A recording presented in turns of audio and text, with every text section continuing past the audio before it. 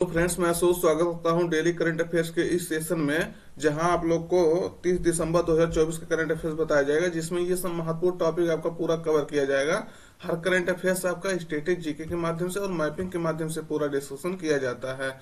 तो session last तक देखिएगा, काफी इंटरेस्टिंग जो है होने वाला है। आप एक बार सेशन देख कर देखिए कितना जो है इम्पोर्टेंट क्वेश्चन जो है डाला गया है। तो शुरुआत करते हैं आज के इम्पोर्टेंट क्वेश्चन के साथ। हम्पी कानेरू दूसरी बार फाइड महिला विश्व रैपिड चैंपियनशिप 2024 का जो है खिताब जीती हैं। तो ये किस राज्य की जो है इन्होंने जो है ये खिताब जीता है। तो ऐसा करने वाली ये पहली भारतीय महिला बनी है, इसलिए जो है इम्पोर्टेंट हो जाता है इनका क्वेश्चन। तो ये किस राज्य के हैं? विकल्प में देखिएगा, तेलंगाना, आंध्र प्रदेश, तमिलनाडु, केरल। सही उत्तर आपका रहे आंध्र प्रदेश की जो है निवासी हैं। तो हम्पी कानेरू के बारे में आप जानिए हैं। इन्होंने जो है ये आंध्र प्रदेश के निवासी हैं। इन्होंने जो है भारत की, ये देखिएगा, भारत की हम्पी कानेरू ने जो है रैपिड शतरंज में जो है ऐतिहासिक दूसरी विश्व जो है खिताब जीतकर देश को गौरवान्वित किया है। इन्होंने जो है इंडोनेशिया की इरीन सुकंदर को जो है हरा करके यह खिताब जो है जीता है। तो ये आपको ये भी जानना है कि ये इरीन सुकंदर जो है उनको हराया है। तो ये इंडोनेशिया की है। ये भी आपको जो है क्वेश्चन जो है पूछने वाला, जब पूछने वाला होता है तो पूछ सकता है ये भी। तो आयोजन इसका जो है न्यूयॉर्क में हुआ था, ये भी याद रखना है। इससे पहले जो है 2019 में ये जॉर्जिया में जब ये खिताब जीत चुके थे। तो ये इनका ये है दूसरा खिताब है, ये याद रखना है आपको। पिछले वर्ष देखेंगे 2023 में यही जब ये आयोजन हुआ था उज्बेकिस्तान में, उज्बेकिस्तान के समरकंद में जब है, तो इसी टूर्नामेंट में ये जो है रजत पदक पाई थी। तो ये सिल्वर पा करके गोल्ड नहीं पाई थी, तो वो जो है सेकंड वो रह गई थी। तो ये आपको याद रखना है, अब की बार ये गोल्ड पाई है, तो ये आपका इंपॉर्टेंट हो जाता है। आंध्र प्रदेश से बिलोंग करती है। भारत की जो है अभी इसके बारे में डिटेल्स देखिए।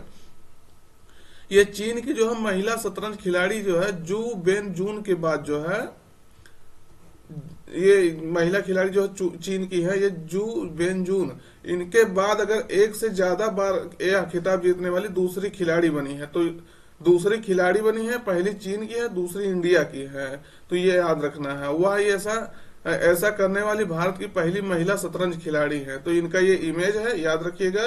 क्वेश्चन जो है इंपॉर्टेंट हो जाता है, क्वेश्चन पूछा जा सकता है। प्रधानमंत्री जी ने भी इसको जो है ट्वीट करके इनको बधाई दी है। तो आंध्र प्रदेश की है हम्पी कानेरू, इनको याद रखेंगे। इमेज भी आपको दिखा दिया गया। तो ये क्वेश्चन जो है इंपॉर्टेंट है, पूछा जा सकता है। देखिएगा अगला, हाल ही में 7 महाद्वीपों की जो है सबसे ऊंची चोटियों को फतह करने वाली जो है सबसे कम उम्र की महिला पर्वतारोही कौन बनी है। तो आपको बताना है। अभी आपको ये भी पूछा जा सकता है 7 महाद्वीपों की सबसे ऊंची चोटियां कौन है, या पूछा जा सकता है जो है उस चोटी का नाम दे देगा और किस महाद्वीप में है। तो याद रखना है आपको। अभी हम सब आपका डिटेल्स बता देंगे। तो ये कौन ये उपलब्धि हासिल की है? विकल्प में भावना सिंह, काम्या कार्तिकेयन, अमर ज्योति रेड्डी, सौम्या मेहता। तो सही उत्तर आपका रहेगा कौन? काम्या कार्तिकेयन जो है ये उपलब्धि हासिल की है। तो याद रखना है। देखिएगा काम्या कार्तिकेयन जो है मात्र 17 वर्ष की उम्र में जो है 17 वर्ष की उम्र में ये उपलब्धि जो है हासिल की है। तो याद रखना है, ये जो है पहली महिला है ऐसा जो है उपलब्धि हासिल करने वाली, कि जो 7 महाद्वीप है, 7 महाद्वीपों की सबसे ऊंची चोटियां है उस पर जो है उस पर इन्होंने झंडा फहराया है। तो ये याद रखना है। देखिएगा आप 7 महाद्वीपों की 7 चोटियां आप देख लीजिएगा कि कितनी मीटर ऊंची है और किस महाद्वीप में कौन चोटी स्थित है। तो माउंट एवरेस्ट को देखेंगे तो 8,848 मीटर है, ये एशिया महाद्वीप में स्थित है। आपको पता होगा जो है, इसके बारे में तो आप सब जानते होंगे। और उसके बाद दूसरा देखिएगा माउंट एल्ब्रूस है, ये 5,642 मीटर है, जो यूरोप में स्थित है। यूरोप और एशिया दोनों के बॉर्डर पर है। तो जो भी कह लीजिए यूरोपिया में, इसको यूरेशिया में कहा जाता है, लेकिन यूरोप को माना जाता है इसका। उसके बाद माउंट किलिमंजारो है, 5,895 मीटर है, ये अफ्रीका में स्थित है। तो ये भी आपको याद रखना है। माउंट किलिमंजारो पर अभी काफी, इसके पहले 2-3 बार हम आपको बता चुके हैं, यहाँ से न्यूज आ चुका है। और माउंट डेनाली जो है या माउंट मैकिनले कहा जाता है, 6,194 मीटर है, जो नॉर्थ अमेरिका, उत्तरी अमेरिका के महाद्वीप में स्थित है। तो ये अलास्का द्वीप जो है अमेरिका का, वहां पर ये स्थित है। 6,194 मीटर है माउंट डेनाली। माउंट एकांगुआ देखेंगे तो 6,960 मीटर है, जो दक्षिण अमेरिका में है, एंडीज की जो है चोटी है। तो ये भी याद रखना। दक्षिण अमेरिका की सबसे ऊंची चोटी माउंट एकांगुआ 6,960 मीटर। उसके बाद आप देखेंगे माउंट कोसी या ओस्को जो है, ये जो है 2,230 मीटर है। ओशिनिया मतलब जो ऑस्ट्रेलिया में स्थित है। आप जानते होंगे ऑस्ट्रेलिया को महाद्वीप नहीं कहा जाता। ऑस्ट्रेलिया तो एक देश है। ओशिनिया महाद्वीप के अंतर्गत जो है ऑस्ट्रेलिया आता है। तो 2,230 मीटर जो है ऊंचा है वो, ये जो है माउंट कोसियोस्को। इसका और नाम है कोस्ट्रेंज भी कहा जाता है, कोस्ट्रेंज। माउंट बिसन मैसिव जो है, ये भी याद रखना है, पूछा गया है क्वेश्चन। 5,140 मीटर है, अंटार्कटिका में स्थित है। तो आप देखेंगे ये आप 1 2 3 4 5 6 7 देखिएगा, सातों महाद्वीपों का चोटियां आपको जो है कवर हो गई। तो याद रखना है सब किसी भी चोटी का आपका पूछा जा सकता है। दूसरे नंबर ऊंचाई मिलाने का आ सकता है कि मतलब कौन सी चोटी कितनी ऊंचाई पर है। तो ये देखिएगा, ये है काम्य कार्तिकेयन, इनका इमेज है, आप देखिए। अगला देखिएगा क्वेश्चन, हाल ही में दक्षिण कोरिया में जो है विमान दुर्घटना में लगभग 181 लोगों की जो है मृत्यु हो गई है। तो यह किस एयरलाइंस का जो है विमान था जो दुर्घटनाग्रस्त हो गई थी? लैंडिंग के समय जब ये दुर्घटनाग्रस्त हो गई तो किस एयरलाइंस का ये विमान था? तो आपको बताना है विकल्प में Jeju airlines, Japan airlines, Seoul airlines, Jin airlines है। तो सही उत्तर आपका रहेगा जेजू एयरलाइंस का ये विमान था जो दक्षिण कोरिया के जो है राजधानी सियोल में पहुंचा था। वो लैंडिंग करते समय जो है दुर्घटनाग्रस्त हो गया है।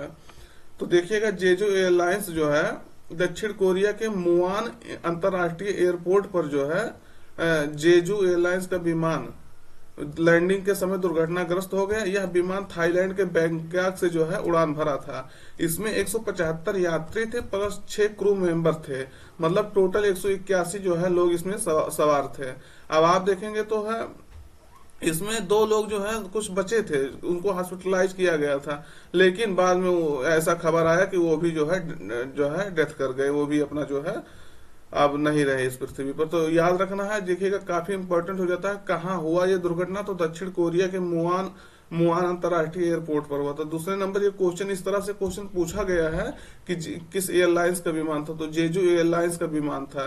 देखिए बैंकॉक से ये उड़ान भरा था, ये पहुंच गया था मुआन अंतरराष्ट्रीय एयरपोर्ट पर। तो वो लैंडिंग करने वाला था, लेकिन ऐसा न्यूज में आ रहा था कि वो जो है उसका गियर जो है मतलब फेल हो गया। तो उसके वजह से वो जो उतरा तो उस पर लैंड तो किया, लेकिन उसकी स्पीड इतना ज्यादा थी प्लेन की कि वो जाकर दीवार से टकरा गया, उसके बाद आग लग गया जो है। ऐसा जो है इस तरह से घटना उसके बाद हो गई।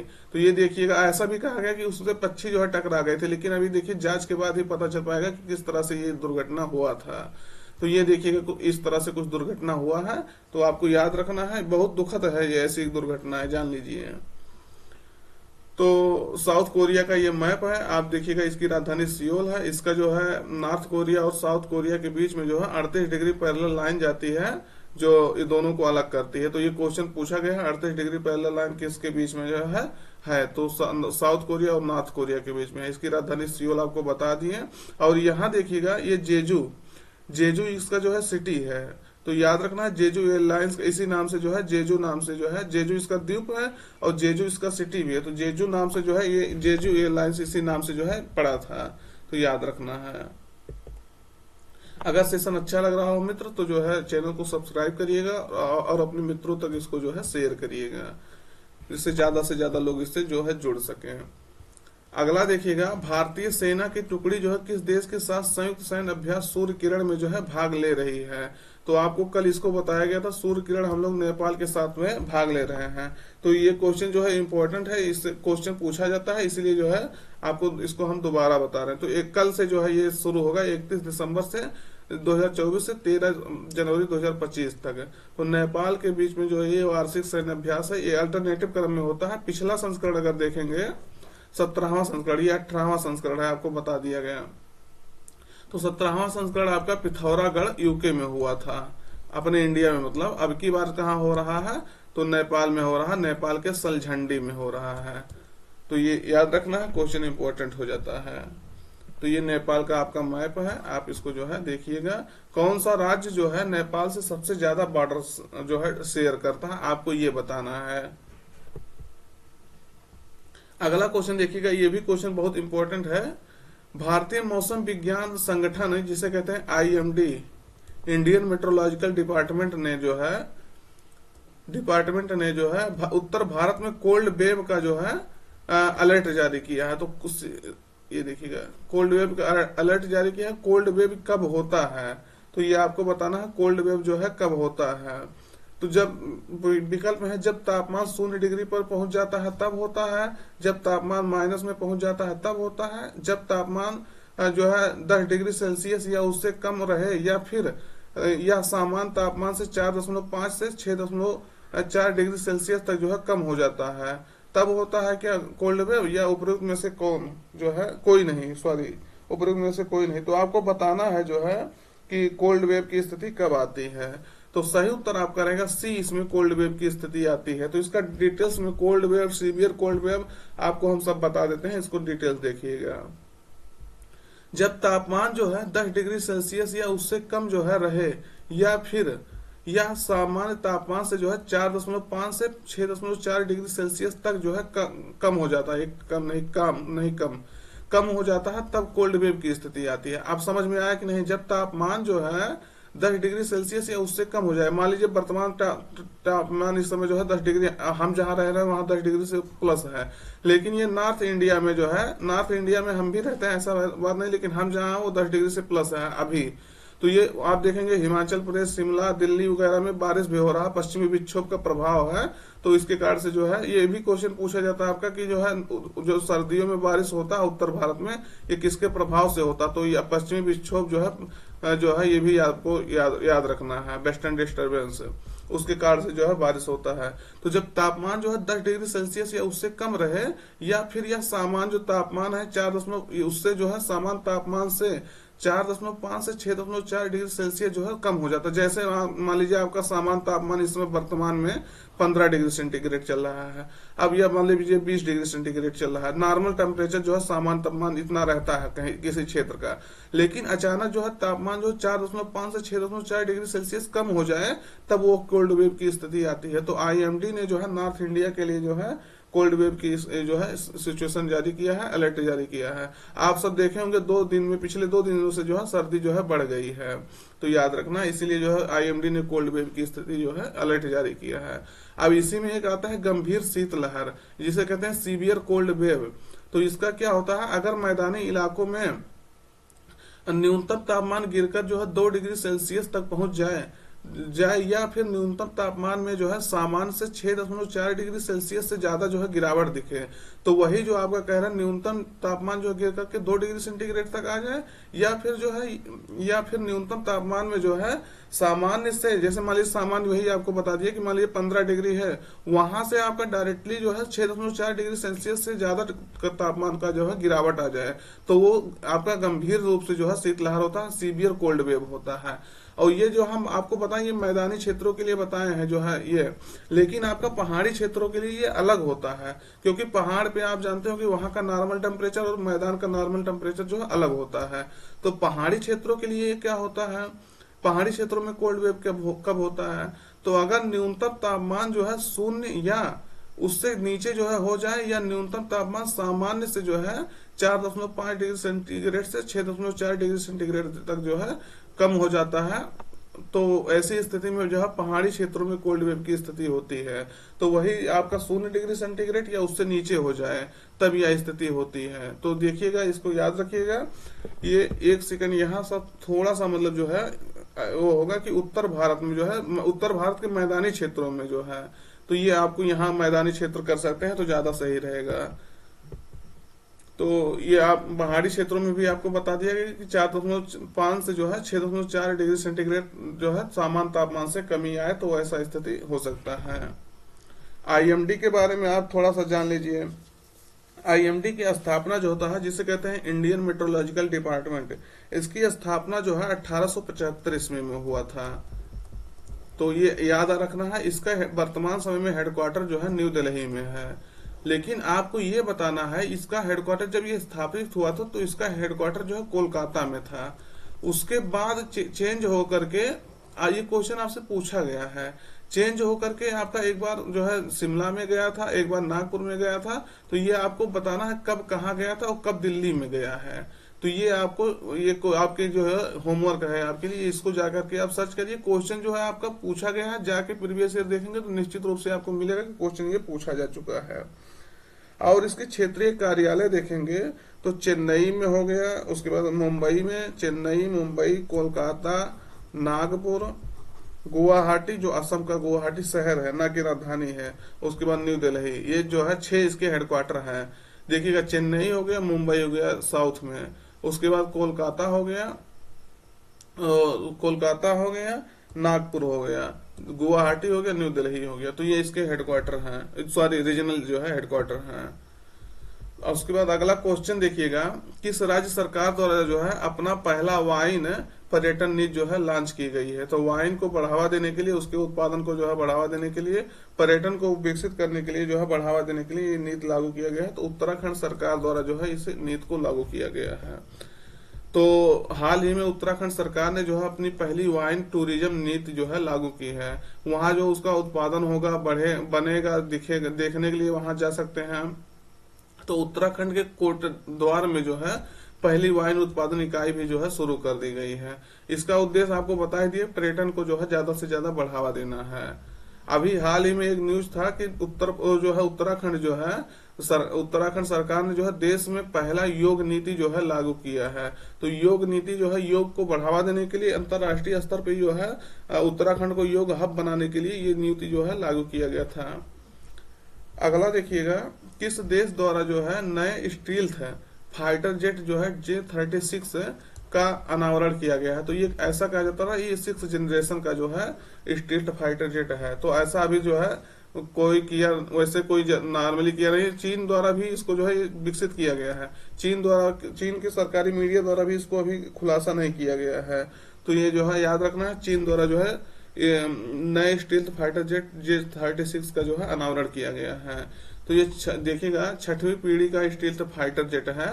ये 36 का उदय जो है चीन की सैन्य विमान क्षमताओं में जो है एक बड़ी छलांग का संकेत देता है। स्टेल्थ जेट का अत्याधुनिक डिजाइन, जिसमें जो है उन्नत स्टेल्थ विशेषताएं, उच्च गति, सहनशीलता और अपरंपरागत टेललेस जो है त्रिकोणीय विन्यास जो है इसमें शामिल है। अभी आपको दिखाई भी देते हैं। J-36 जो है उच्च ऊंचाई और विस्तारित दूरी पर जो है प्रभावी ढंग से काम कर सकता है, जिससे जो है यह टैंकर समर्थन की जो है आवश्यकता के बिना घरेलू ठिकानों से दूर लक्ष्यों पर जो है हमला कर सकता है। तो ये इसलिए जो है इसको विकसित किया गया है। ये देखिएगा इस तरह से कुछ जो है चीन में ये जो है उड़ता हुआ दिखाई दिया था। तो याद रखना है किसने विकसित किया है, तो चीन ने। अगला है दिव्यांग क्रिकेट चैंपियंस ट्रॉफी जो है किस देश में आयोजित की जाएगी। तो सही उत्तर आपका रहेगा इस श्रीलंका के जो है कोलंबो में जो है ऑर्गेनाइज की जाएगी। तो भारतीय टीम अगले वर्ष जो है 2025 में श्रीलंका के कोलंबो में होने वाले जो है दिव्यांग चैंपियंस ट्रॉफी क्रिकेट टूर्नामेंट में जो है भाग लेगी। इसका आयोजन जो है 12 से 21 जनवरी 2025 तक कोलंबो में होगा, श्रीलंका के कोलंबो में होगा। इस टूर्नामेंट में जो देखेंगे तो भारत हो गया, श्रीलंका हो गया, इसके अलावा इंग्लैंड, पाकिस्तान जैसी टीमें जो है भाग लेंगी।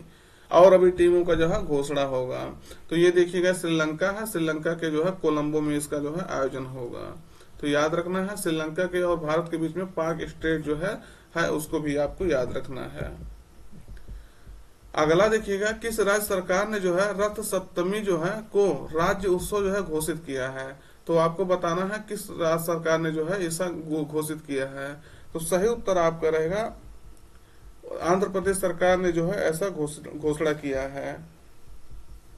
इसके बारे में थोड़ा सा डिटेल देखिए कि आंध्र प्रदेश सरकार ने जो है श्रीकाकुलम जिले के जो है अरसावली स्थित श्री सूर्य नारायण स्वामी मंदिर में जो है 3 दिनों के लिए रथ सप्तमी को जो है राज्योत्सव घोषित किया था। तो ये आपको याद रखना है। तो आज का सेशन यहीं तक रखते हैं। मित्र, सेशन कैसा लगा जो है जरूर कमेंट करके उसको बताइएगा। और अगर चैनल पसंद आता हो, पढ़ाने का तरीका पसंद आता हो मैपिंग के माध्यम से, और डिटेल से पढ़ाने का तरीका अगर पसंद आता हो तो चैनल को सब्सक्राइब करिएगा और ज्यादा से ज्यादा लोगों के पास इसको जो है शेयर करिएगा। तो फिर मिलते हैं नए सेशन में, किसी नए स्पेशल सेशन में। तब तक